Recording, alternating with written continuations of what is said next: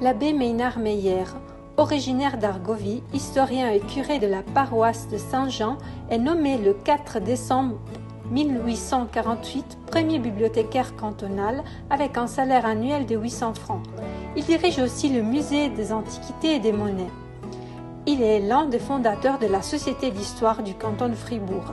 Sa principale tâche sera de mettre de l'ordre dans les 40 000 volumes qui constituent le fonds initial de la bibliothèque, triés, classés et éliminés pour arriver en 1852 à publier le premier catalogue.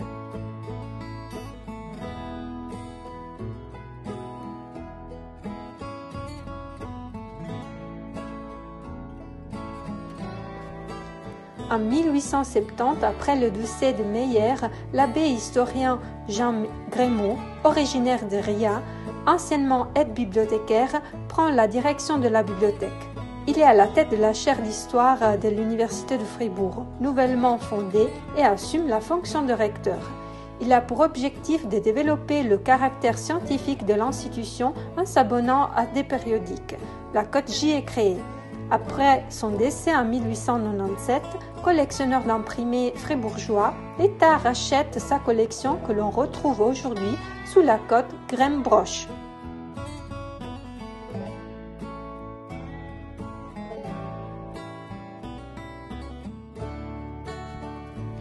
En 1897 arrive un nouveau directeur, Karl Holder, jeune prêtre alsacien, historien et premier docteur de l'université.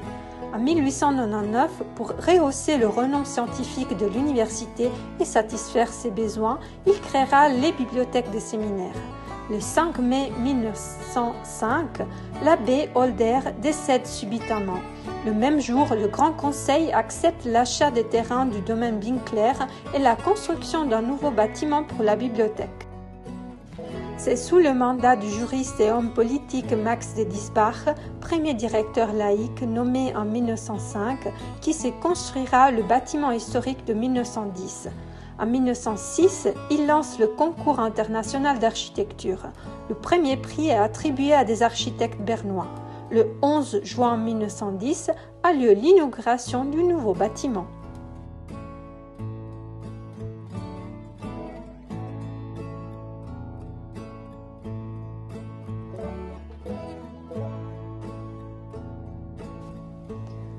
En 1916, l'abbé François Ducret, originaire de Promazens, est nommé directeur avec un salaire de 3 500 francs par an. Le clergé est de retour à la tête de la bibliothèque et influence le choix des employés. Il écarte les scientifiques pour engager des catholiques pratiquants. Néanmoins, il élargira la notion de patrimoine en acceptant le premier fonds photographique. En 1925, Gaston Castella, grérien d'origine et professeur d'histoire, est nommé directeur. Il va collaborer avec la presse en tenant une rubrique de nouvelles acquisitions dans le journal La Liberté. Il démissionne en 1942 pour des raisons de santé. Le 1er octobre 1942, l'avocat François Eseiva est nommé directeur de la BCU. Il a pour mission de trouver une solution au désordre qui règne dans les bibliothèques de séminaires à Miséricorde. Ce sera le règlement du système bibliothéconomique fribourgeois. François Eseiva a créé un système unique, une gestion centralisée pour une utilisation décentralisée.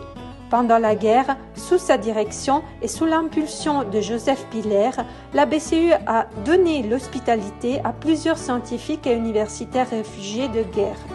François Eseiva quitte la BCU pour le tribunal cantonal en 1958.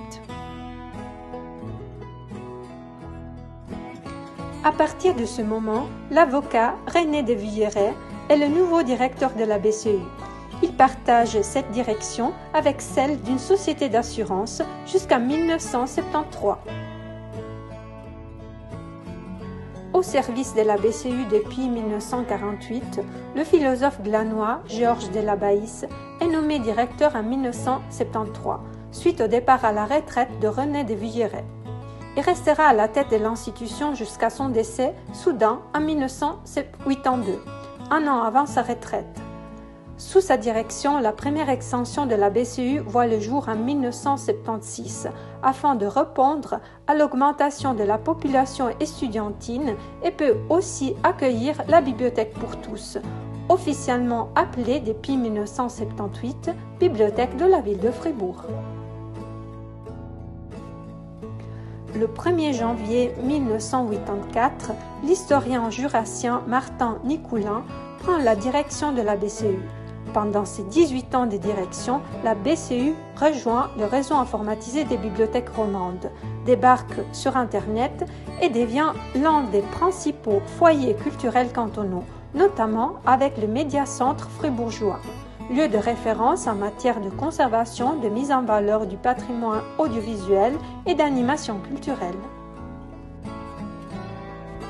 Le juriste Martin God succède à Martin Nicoulin le 1er août 2002.